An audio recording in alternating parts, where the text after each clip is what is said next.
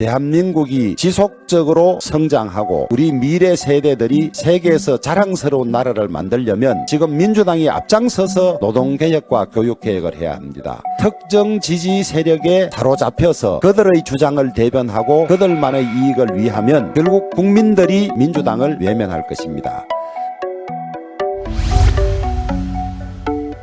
어제 국정과제 점검회의가 대통령 주재로 열렸습니다. 여러 가지 현안들이 논의되고 보고가 있었습니다만은 저는 그중에서 가장 중요한 것이 3대 개혁을 본격적으로 하겠다고 발표한 거라고 생각을 합니다. 연금개혁은 다행히 국회에서 연금개혁 특위가 구성이 돼서 활동을 하고 있고 진행이 되면 성과가 나올 걸로 생각을 합니다. 노동개혁과 교육개혁 없이는 대한민국이 재도약할 수 없고 심지어 지속 가능성도 없다는 것이 모든 전문가들의 견해입니다. 이런 노동 경직성 가지고는 국내 자본도 국내 공장을 짓지 않고 해외 자본은 물론 들어오지 않습니다. 해외 자본들이 국내에 들어오지 않은 이유나 또 국내 재벌들이 기업을 외국에 만드는 이유를 조사해보면 하나같이 중요한 이유가 노동 경직성, 강성 노조를 꼽고 있습니다.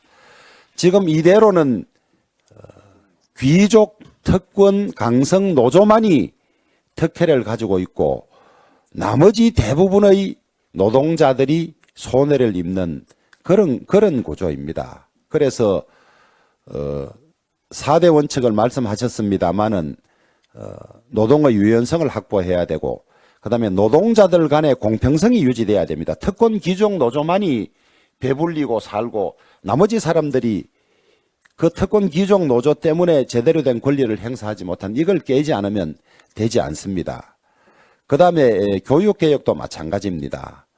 지금 공교육이 다시 살아나서 사교육 부담이 줄어들고 공교육 내에서는 4차 산업혁명, 융합 창의에 따른 교육이 돼야만 따라갈 수가 있습니다. 지금까지 대한민국이 자원이 없는 상태에서 이나마 성장할 수 있었던 것은 교육과 인재의 힘이라고 합니다. 그런데 앞으로 필요한 교육과 인재는 지금까지의 교육이 더 이상 유효하지가 않습니다.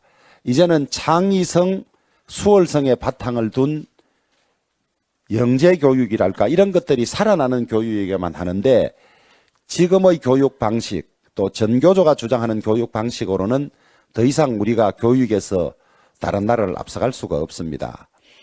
그런데 참 안타까운 일은 이런 개혁을 민주당이 주도하면 쉽게 성공할 수가 있습니다.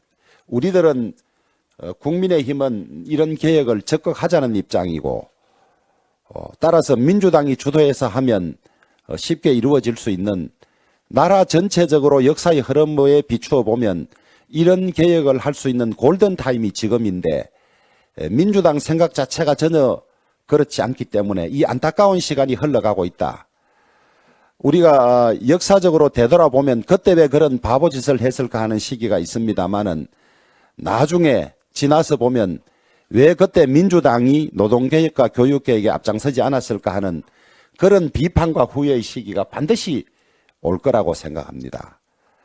민주당에 다시 한번 간곡히 부탁을 드립니다.